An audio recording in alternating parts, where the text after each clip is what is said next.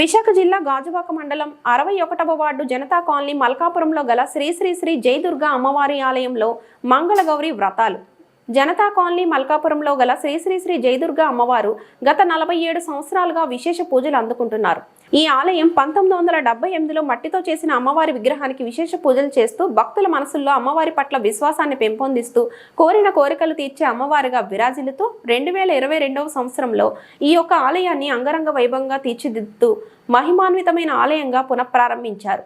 నాటి నుంచి ప్రతి సంవత్సరం మేలో అమ్మవారి వార్షికోత్సవాలు, శ్రావణ మాసంలో శ్రావణ మంగళ గౌరీ వ్రతాలు, కుంకుమార్చనలు మహిళలు పెద్ద సంఖ్యలో పాల్గొని పూజలు నిర్వహిస్తారు.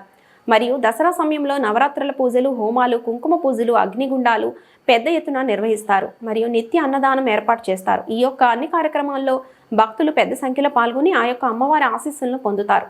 ఈ కార్యక్రమంలో ఆలయ ప్రధాన అర్చకులు సతీష్ శర్మ, చైర్మన్ డాక్టర్ అడారి అప్పారావు, అధ్యక్షులు బాగవిల్లి శ్రీనివాసరావు, ఉప్పాడ బలరాముడు, ప్రధాన కార్యదర్శి సురపల్లి మరియదాసు, సహాయకులు వరప్రసాద్, అడారి రమణ, జి వర్మ, బి రమణ, కోశాధికారి హెచ్ కన్నారావు, అన్నదాత సర్వీస్ ఇస్తున్న శ్రీమూర్తులు ఏ ఆదిలక్ష్మి, సిహెచ్ కృష్ణవేణి, ఏ శివమ్మ, సూరమ్మ, దాడి మంగ, దాడి రాజులమ్మ, లక్ష్మి మొదలగు వారు అనంతరం ఆలయం యొక్క విశిష్టతను గురించి ప్రధాన అర్చకులు మరియు ఆలయ చైర్మన్ మాటల్లో విందాం. జై భవాని, జై జై భవాని. నా పేరు ఆడారప్పారావు. ఈ జయదుర్గా అమ్మవారి ఆలయానికి చైర్మన్ని. ఈ జనతా కాలనీ గ్రామం 1979లో పుట్టింది. ఆనాటి నుండి 2021 వరకు ఇక్కడ పందిర్లు వేసుకొని బొడ్డేటి శివసూరప్పారావు, వెంకటరావు, అప్పారావు ముగ్గురు అన్నదమ్ముల ద్వారా విగ్రహాలు చేయించుకొని ఆనాడు ఉన్నటువంటి యూత్ 50 మంది కూడా వాళ్ళకి సహకరించి దుర్గాదేవి పూజలు చేస్తూ ఉండేవారు. యూత్లో ఉత్సాహం పెరిగి మనం పర్మనెంట్ ఆలయం ఎందుకు కట్టకూడదని చెప్పేసి ముందుకు వచ్చినప్పుడు మేమందరమే దాని గురించి ఒకసారి ఆలోచించి అదే సరైన ముహూర్తం పెట్టుకొని మనం వెళ్ళి మరి ఇక్కడ పర్మనెంట్ ఆలయం కడదామని చెప్పేసి ఒక ఆలోచనలోకి వచ్చాం. అప్పుడు ఈ ఆలోచన ఎక్కడి దాకా తీసుకెళ్ళి అంటే దేవీపురం గురుగారు అయితే మంచి ముహూర్తం పెడతారు, ఆయన ద్వారా అయితే మనకి ఆలయం తొందరగా అవగడానికి అవకాశం ఉందని చెప్పేసి ఇండస్ట్రీ కాలనీలో సోమనాయుడు గారిని ఒక ఆయన సలహా ఇచ్చారు. దాన్ని పెట్టుకొని మేము మర్యాదాస్ గారి దగ్గరికి వెళ్ళి ఆయనతో మాట్లాడితే ఆయన ముహూర్తం పెట్టి దేవీపురం గురుగారి దగ్గర మమ్మల్ని అందరినీ తీసుకొని వెళ్ళడం జరిగింది. ఆయన అక్కడికి వెళ్ళిన వెంటనే ఓం భూర్భువ సోహ తస్సర్ వితర్వరేణ్యం భర్గో దేవస్య ధీమహి ధియో యోన ప్రచోదయ అని చెప్పి ఆయన భూమి పూజ చేసి మీ ఆలయం అయిపోయింది వెళ్ళిపోయింది అన్నారు. ఆయన నాకు ఆశ్చర్యం వేసింది. ఈ మంత్రం చదివేసి మీ ఆలయం అయిపోయింది వెళ్ళిపోయింది అని అంటున్నారు ఏంటని చెప్పేసి. సరే ముహూర్తం ప్రకారం మేము ఇక్కడ శంకుస్థాపనకు గొయ్యి తవ్వడం మొదలెట్టాము. ఇంచుమించుగా గొయ్య 18-20 అడుగులు గొయ్యి తవ్వాము. ఆ గోతులోంచి శంకుస్థాపన చేసి ఒడ్డు మీదకి వచ్చేటప్పటికి ఈ ఆలయానికి ఏ ఐటమ్ కావాలన్నది అందరూ భక్తులు 50 మంది కూడా డోనర్లుగా ముందుకు వచ్చి వాళ్ళు అనౌన్స్మెంట్ చేయడం కూడా జరిగింది. అయితే ఈ అమ్మవారికి ప్రత్యేకత ఏంటంటే మాకు ఈ అమ్మ ఈ గోడ దాటి అవతల రోడ్డు మీద కూడా వెళ్లకుండా డోనర్లందరినీ ఇక్కడికే రప్పించి ఆవిడ మరి మంచి డొనేషన్ కూడా రప్పించి 29 రోజుల్లో అంటే ఒక రోజు తక్కువ 4 రోజులకి మేము ఇక్కడ ఆలయం నిర్మాణం చేయగలిగాం. మరి ఆ అమ్మ తాలూకా ప్రత్యేకతది.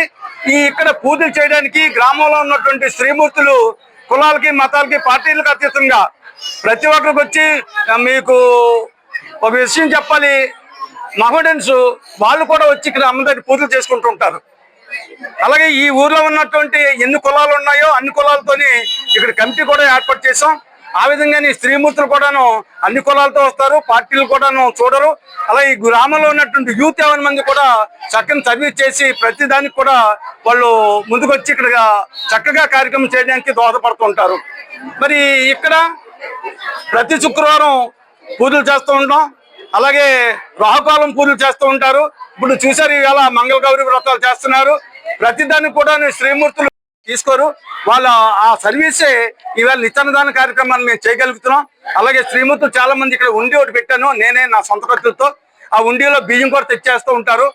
మరి శ్రీమూర్తులు ఆ విధంగా బియ్యం తెచ్చి వేస్తున్నారు కనుక మరి ఇక్కడ మనం అన్నదాన కార్యక్రమం కూడా చేయగలుగుతున్నాం. ఈ వచ్చినటువంటి శ్రీమూర్తులు మంగ, అలాగే ఆదిలక్ష్మి, కృష్ణవేణి, రాజు, దాడి రాజు, లక్ష్మి గారు, నిత్యము అన్నదాన కార్యక్రమంలో ఉంటారండి. వీళ్ళు కనీసం పైసా కూడా ఆశించకుండా చేస్తున్నారు. వీళ్ళని కూడా చాలా మంది ఇబ్బంది పెడుతున్నారు. ఏమమ్మా మీకు ఎంత ఇస్తారు, వంట చేస్తున్నారు దానికి మీరు ఎంత తీసుకుంటారు అని చెప్పేసి కూడా ఇబ్బంది పెట్టే వాళ్ళు ఉన్నారు. పాపం ఒక్క పైసా కూడా వాళ్ళు ఆశించరండి. ప్రసాదం మిగిలితే మీరు పట్టుకొని వెళ్ళండి అమ్మా అని మీరు చెప్తేనే కానీ అంతవరకు కూడా వాళ్ళు పట్టుకొని వెళ్ళరు. అంత నిజాయితీగా వాళ్ళు ఇక్కడ సర్వీస్ చేస్తున్నారు. వాళ్ళకి మీ అందరి తరఫున భక్తులు ఏమైనా మంది తరఫున కూడా వాళ్ళకి ధన్యవాదాలు అర్పిస్తున్నాను. ఈ విధమైనటువంటి కార్యక్రమాలు ఇక్కడ జరుగుతున్నాయండి. మరి దసరాకు కూడా మేము ఇక్కడ పూజలు చేస్తూ ఉంటాం. ఈ గుడి పక్కనే స్టే చేస్తామండి. 9 రోజులు కూడా నవరాత్రులు చేస్తూ ఉంటాము. ఆ నవరాత్రుల్లో కూడా సామూహిక కుంకుమ పూజలు చేస్తూ ఉంటాము. మరి అయ్యప్ప స్వామి భక్తులు కూడా మళ్ళీ ప్రత్యేకంగా స్టే చేసి పూజలు కూడా చేస్తూ ఉంటారు. అమ్మలం పూజ చేస్తూ ఉంటారు. దాన్ని టోటల్ గా మా యూత్ వాళ్ళందరూ కూడా ఆర్గనైజ్ చేస్తూ ఉంటారు. సుమారుగా నిత్యాన్నదానం ఎంతమంది పెడతారు ప్రతిరోజు ఒక 100 నుండి 150 మంది వరకు మేము దాతలు ఇచ్చిన 116 రూపాయలు దాత ఎవరైతే ఇస్తారో వాళ్ళ పేరు పెడతామండి. దాత ఇవాళ లేదనుకోండి అయినా అన్నం భోజనాలు పెడతాం, గురు తరపున పెడతామండి. ఇంకా అందులో నెక్స్ట్ భవిష్యత్తులో 365 మందిని శాశ్వత అన్నదాతలుగా చెయ్యాలని చెప్పేసి అనుకుంటున్నాం. అది కూడా అతి త్వరలో చేస్తామండి. ఆ వచ్చినటువంటి అమౌంట్ బ్యాంకులో వేసి దాని మీద వచ్చేటువంటి వడ్డీతోనే ఇక్కడ అన్నదాన కార్యక్రమం చేయాలని చెప్పేసి ఆ సంకల్పం ఒకటి ఉంది. మరి అమ్మవారి దయ ఉండి అలాగే మీ అందరి తాలూకా ప్రోత్సాహం ఉండి అమ్మవారి పుట్టినరోజులు కూడా ఇక్కడ చేస్తూ ఉంటామండి. మే నెలలో చేస్తామండి. 5 నుండి 9వ తారీఖు వరకు చేస్తూ ఉంటాము. చాలా చక్కగా అవుతూ ఉంటది. మరి భవిష్యత్తులో ఇక్కడ నిత్యాన్నదానంలో భాగంగా 365 మందిని శాశ్వత సభ్యులుగా చేర్చాలని చెప్పేసి అనుకుంటున్నాం కనుక మరి అమ్మ సంకల్పం ఉంటే ఏమైనా చేయొచ్చు అన్నది ఆ ధీమా ఒకటి మాకు ఉంది. చేయగలమన్న ధీమా కూడా ఉంది. మీ అందరూ ఆశీర్వాదం సపోర్ట్ కూడా ఉంటే. Thank you sir. జై భవానీ అండి. మన గ్రామం జనతా కాలనీ మల్కాపురం 61వ వార్డు.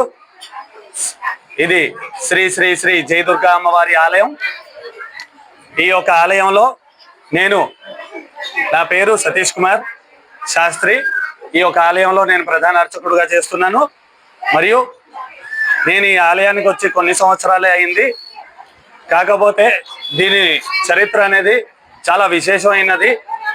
ఈ యొక్క గ్రామంలో ఈ యొక్క స్థలంలో పూర్వం పెద్దలందరూ కూడా ఎవరైతే మా చైర్మన్ గారు ఉన్నారు, మరియు మర్యాద్ దాస్ గారు, మరియు అలాగే బలరామ్ గారు, వాసు గారు, ఇలాగ కన్నారావు గారు, ఇలాగ చాలా మంది కూడా ఇక్కడ ఇదే స్థలంలో పూర్వం మట్టితోటి అమ్మవారిని తయారు చేసి నవరాత్రి సమయంలో అమ్మవారిని పూజించేవారు. అయితే మర్యాద్ దాస్ గారు ఎవరైతే ఉన్నారో వారికి అమ్మవారిని విగ్రహదాతలు, ఆయన మరియు పెద్దలందరూ కూడా నిర్ణయించుకుని ఇక్కడ అమ్మవారిని ప్రతిష్ఠిద్దాం అనేసి ఆలోచించి దేవీపురం గురుగారు శ్రీ శ్రీ శ్రీ అమృతానంద సరస్వతి గారి దగ్గరికి వెళ్ళడం జరిగింది. అయితే దేవీపురం గురుగారి ఆజ్ఞ మీద ఇక్కడ అమ్మవారిని శ్రీ జయదుర్గా అమ్మవారి రూపంలో ప్రతిష్టాపన చేయడం జరిగింది. ఈ యొక్క ఆలయం నిర్మాణం శంకుస్థాపన దగ్గర నుంచి ఆలయ నిర్మాణం మరియు ప్రతిష్ట కూడా 29 రోజుల్లో మా గురుగారు దేవీపురం గురుగారు శ్రీ శ్రీ శ్రీ అమృతానంద సరస్వతి గారి చేతుల్లో జరిగింది. మరో విశేషం ఏమిటి అంటే ఈ అమ్మవారి కిందన శ్రీయంత్రం అనేది లేదు. ప్రతి ఆలయంలో అమ్మవారి విగ్రహం కింద శ్రీయంత్రాన్ని స్థాపిస్తారు, కానీ అమ్మవారి కింద శ్రీయంత్రం లేదు. అమ్మవారి కింద గురుగారి చేత మంత్రించబడిన కుంకుమ అనేది వేయడం జరిగింది. అలాగే అమ్మవారి దగ్గర ఎవరైనా సరే 27 రోజులు మొక్కుకొని నక్షత్రహారతి దర్శనం చేసుకున్నా, లేదా ఇక్కడికి వచ్చి వివిధ రకాలుగా పూజలు జరుగుతూ ఉంటాయి అమ్మవారి దగ్గర. రాహుకాలం పూజలని, అలాగే కుంకుమ పూజలని, సంపూర్ణ సేవలని, అభిషేకాలని, ఇవన్నీ కూడా మనసు పూర్తిగా ఎవరైతే ఈ పని అయితే ఖచ్చితంగా చేసుకుంటాము అని దండం పెట్టుకుంటారో వాళ్ళకి ఇక్కడ ఆ పని జరగడం అనేది జరిగింది. అలాగే చాలా మంది వివాహం కాని అమ్మాయిలకు కూడా ఇక్కడ వివాహం జరగడం అనేది జరిగింది. ఈ అమ్మవారి దగ్గర ఏది అనుకుంటే అది ఖచ్చితంగా జరుగుతుంది. మన అమ్మవారి గురించి ఇంకా చరిత్ర ఏమైనా చెప్పాలి అంటే మన చైర్మన్ గారు ఉన్నారు. ఆయనకి ఈ యొక్క అమ్మవారి చరిత్ర నాకన్నా బాగా తెలుసు. ఎందుకంటే నేను వచ్చి కొన్ని నాళ్ళే అయింది. అలాగే అమ్మవారి దేవీ నవరాత్రులు ఇక్కడ అంగరంగ వైభవంగా చేయడం జరుగుతుంది. అష్టమి నాడు కానీ నవమి నాడు కానీ హోమగుండం వేయడం జరుగుతుంది. గొండాలు తొక్కడం, శూలాలు వేయించుకోవడం అలాంటివి కూడా జరుగుతాయి. మొదటి రోజు మాలధారణ జరుగుతుంది. ఆ రోజు కనీసం ఎలాగ లేదన్నా 500 నుంచి 1000 మంది దాకా ఇక్కడ మాలధారణ దీక్ష తీసుకుంటారు. దీక్ష తీసుకున్న తర్వాత అందరూ కూడా ఇక్కడే సాపాటు కూడా చేస్తూ ఉంటారు. వాళ్ళకి ప్రసాదం అది కూడా ఇక్కడే వితరణ అవుతుంది. నిత్య అన్నదానం కూడా జరుగుతుంది మన ఆలయంలో. మరియు అగ్నిగుండం మరియు బయట కూడా అమ్మవారిని ప్రతిష్ఠించడం జరుగుతుంది. ఇది ఒక మన ఆలయం తాలూకు చరిత్ర. దీని గురించి ఇంకా ఏమైనా చెప్పాలి అంటే మన చైర్మన్ గారు చెప్తారు.